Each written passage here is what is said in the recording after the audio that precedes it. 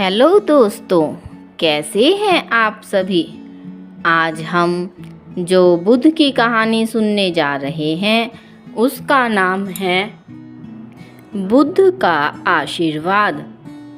तो चलिए अब हम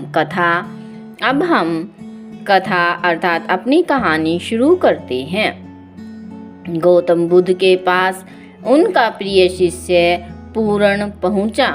उसका नाम पूर्ण था। बुद्ध ध्यान अवस्था में बैठे थे। पूर्ण के पहुंचने पर उन्होंने आंखें थोड़ी सी खोली और पूर्ण से आने का कारण पूछा।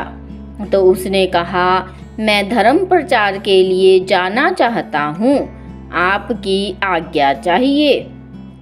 बुद्ध मुस्काए और कहा, पूर्ण, धर्म की राह बहुत मुश्किल है।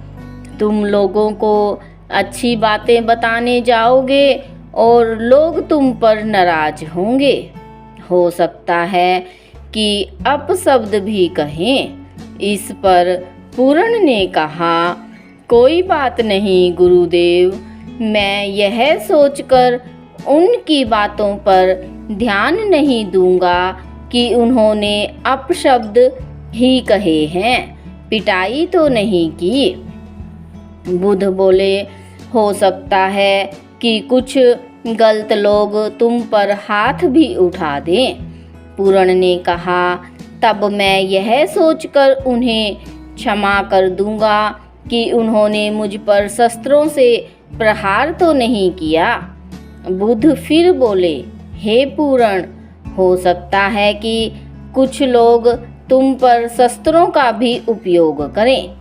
पूर्ण ने उत्तर दिया, तब मैं यह सोचकर उनके प्रति कोई प्रतिकार की भावना नहीं रखूंगा कि उन्होंने मुझे मारा, पर जान से तो नहीं मार डाला, मुझे जीवित तो छोड़ दिया, कम से कम मैं जिंदा तो हूँ।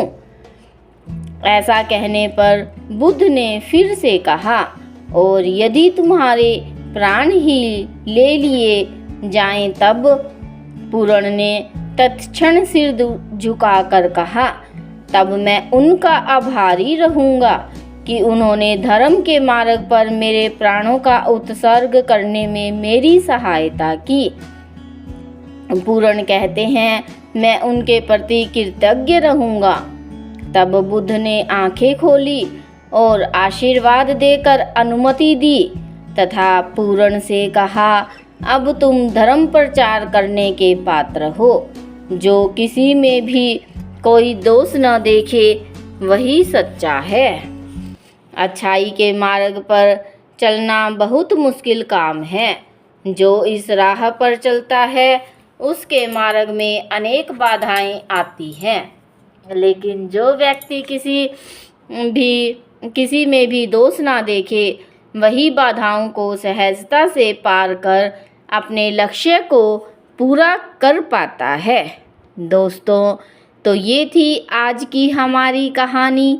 इससे आपको क्या सीखने को मिला, ये हमें कमेंट बॉक्स में अवश्य बताएं। और कहानी आपको अच्छी लगी या नहीं, यस या नो में अवश्य कमेंट बॉक्स में बताएं।